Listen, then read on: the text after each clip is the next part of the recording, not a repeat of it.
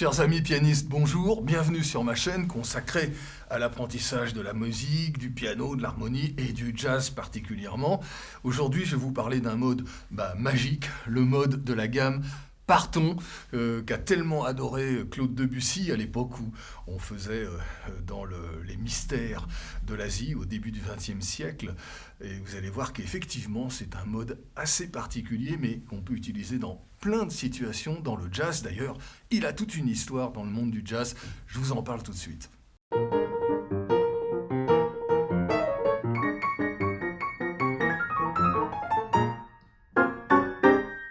N'oubliez pas de vous abonner, d'activer la petite cloche et également de partager le post pour que plein d'autres musiciens puissent en profiter.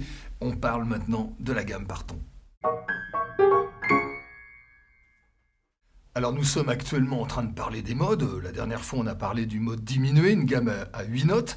Cette fois-ci ça va être une gamme à 6 sons. Ce sont les réductions.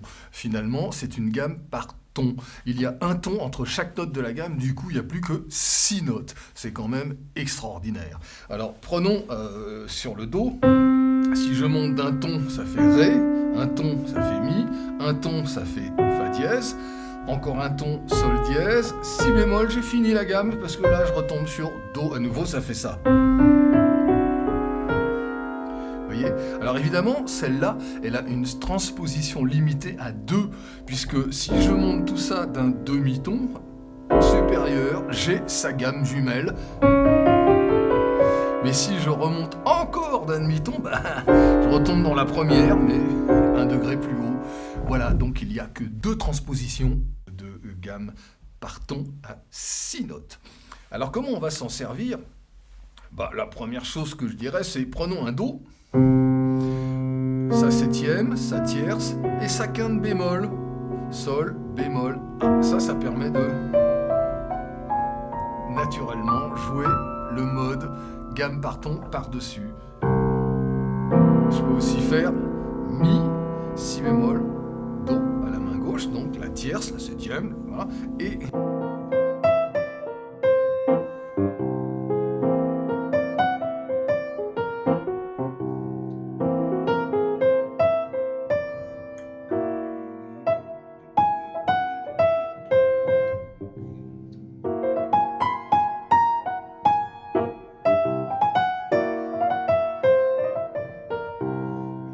ça va assez rapidement bien sonner, et on a notre ami Thelonious Monk qui est un spécialiste de la descente comme ça.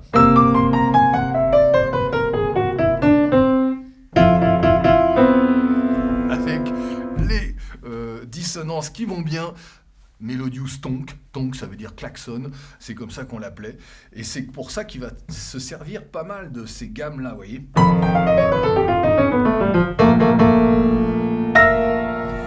Typiquement style Monk. Donc dans les accords de septième, vous pouvez passer une gamme par ton, ça fait 7 bémol 5, et ça passe dans toutes les situations. Mais vous avez également des utilisations intéressantes, par exemple chez McCoy Tyner, prenons Sol, et on fait un accord de Sol 7, 9, 13. Voilà, d'accord, il y a les chiffres, mais bon, ça permet de traduire. Donc 7, 3, puis je rajoute la 9e là, et la 13e Mi, donc Sol 7. Mais c'est cet accord-là. Je joue quand même une gamme par ton au-dessus, mais l'intérêt c'est que je la monte par ton. Donc j'arrive sur la 7. Je monte par ton, j'arrive sur Si 7. Encore un ton, Ré bémol 7, Mi bémol 7, Fa 7, Sol 7, je suis revenu au début. Et voilà.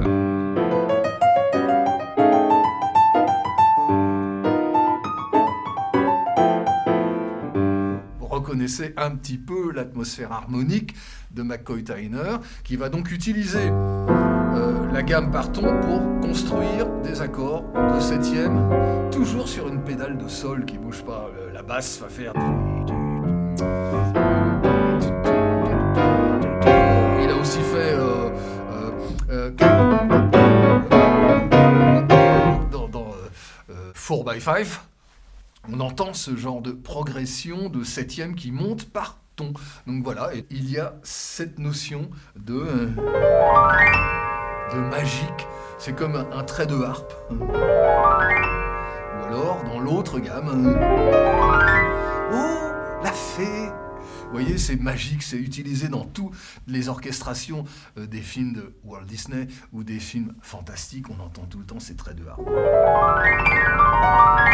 C'est la fée, avec sa baguette magique. Vous pouvez donc utiliser ce mode dans plein de situations, et particulièrement celles où vous voulez faire entendre quelque chose d'un peu éthéré, un peu hors temps, avec un éclairage un peu lunaire peut-être, une magie suspendue, vous voyez, il n'y a plus la quinte, juste, il n'y a plus cette espèce de polarité tonique dominante, on est dans un mode flottant, et je vous souhaite une très bonne flottaison.